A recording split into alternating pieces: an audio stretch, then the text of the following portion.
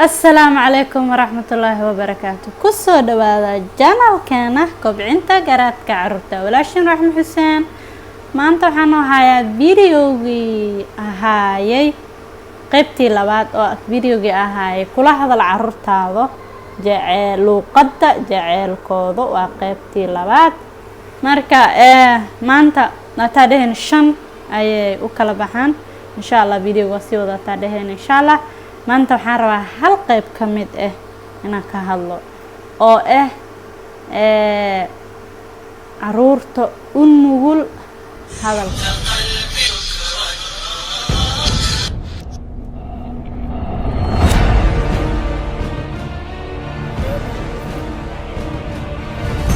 hadduu hadal wanaagsan yahayna maasha Allah oo si fiican u dhaxgalo hadduu hadal oo negative u yahayna oo dhibaato keenaysa marka insha Allah caruurta si loo dhaqmi lahaa iyo maxaa dhihi jiraan ka hadlaynaa number 1 caruurtan waxa ku dareemaysaa si lagu garan karaa waxa ku dareemaysaa waxay jecel yihiin hadallada wanaagsan waxa aad u dhibo hadallada xun bil aadanka hadallada xun way dhawaan laakiin kuwan way ka sii xag jiraan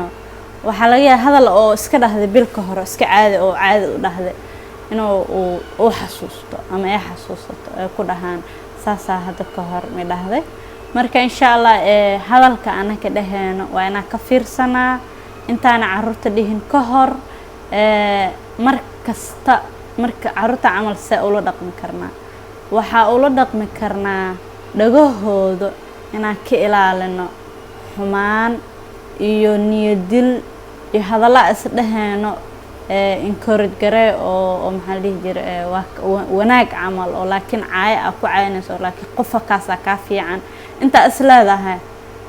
dhiirigeli inta isleedahay hadalladaas meel ay ku xiranayaan markay meel ku xirtaan cunugaas wuxuu isku bedeli karaa cunug noloshiisa ka dhacay ama madax adeegi meesha aad shal ka rabtay meel ka sii dara maalinka soo istaaga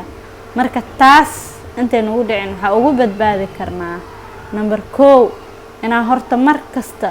waxyaabaha yar-yarka aan raadino ee ku wanaagsan yihiin wax ama ha yaraado wax ama ha weynaa ruux kasto bil aadan wax uu ku wanaagsan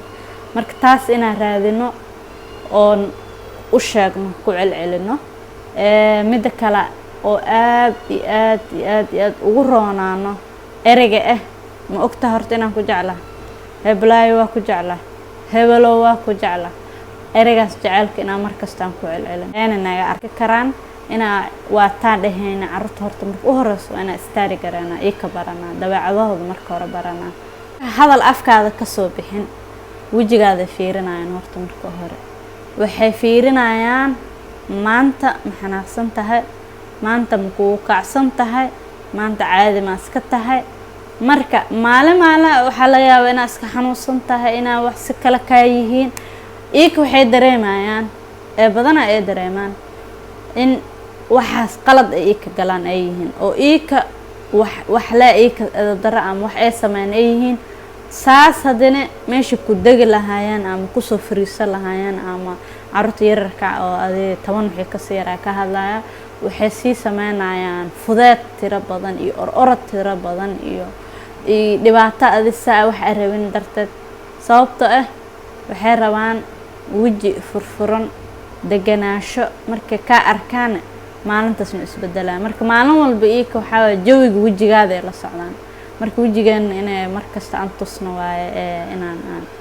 oo xawaa oo marka maalintan uu kacsan iska xanaaqsanahay aan xawaa waji ka leexino ama u sheegno maanta xanaaqsanahay laakiin isna your fault adi qaladkaas malay dad badan ayaa waxay ka walwalaan caruurta hadii maanta oo dhan ku jeclahay dhaho hadii jaljalac tiro badan aan tusno ilmo waxay naga noqonayaan jaljalacsan iyo ka dhanba oo waxay naga noqonayaan oo marxiska marka marna ma laga yaabo cunuga jecel ka buuxisay inuu si kale oo uu noqdo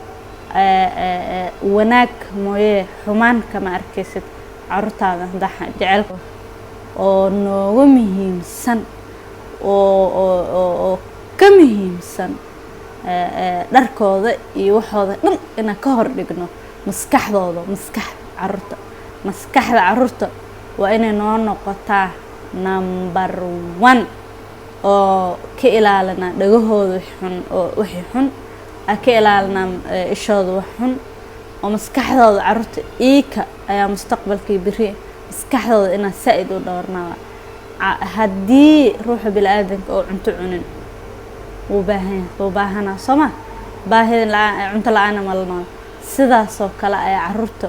ay u qabaan hadalka sidaasoo kale ay u qabaan jaceylka marka jaceylka mar kastaba waa inaa ay naga arkaan oo luuqada jaceylkooda aan raadinaa aan kula hadalnaa sanad kasta waa ilmaha sanad kasta cunug oo jiro waa kala duwan yihiin cunug kastana ilaahay baa nooc u dhaliyay marka cunugan hadda maanta aan ka hadlayno waa cunuga hadalka u jilacsan ku sameyn karnaa maxaa kaloo ku sameyn karnaa in oo marka hadlayno oo hadallo kor loo qaado camal ama hadallo xanaaq oo loo dhihi sababta waxay xataa ay qiyaasayaan oo maskaxda ku qiyaasayaan hadalkan oo naga soo baxay haddii xanaaq camal nooga soo baxay nuk isku dhahaya hoose u naxayaan taasoo cunugii low self esteem ku keenayso oo self esteemkiisi hoos u dhacayo markuu isku dhaha dee cunugii inuu hore u socdo maskaxdiisa hore u socota aan rabnay marka waa inaan ka ilaalinaa codka marka xataa wax u sheegeen soo nooga soo bixi lahaa inaan ka ilaalinaa waa inaa aan u badinaa waa mahadsan tahay oo waa waalid aan ahne macallimiin aan ahne hadda nacala isku dhacdin waa inaan barnaa waa kaa qaldoomay bini'aadan ah waa kaa qaldoomay ma aha carruurta waa iska yaryar yihiin in la iska dhihin oo la iska sii socon waa inaa hebel ama heblaayo maanta waa kaa qaldoom iga raali noqo taas iyo kan waxay baraysaa bini'aadanka inuu qaldoomo waa sax waxayna baraysaa inay muhiim ay yihiin oo qof oo laga qaldoomay qof weyn ka qaldoomay oo haddana oo laga raali gelina ereygaas saas ku iloobi karaan subscribe gareeyo like gareeyo share gareeyo سؤال هذا قبتين إن شاء الله لسه حرير. السلام عليكم ورحمة الله وبركاته.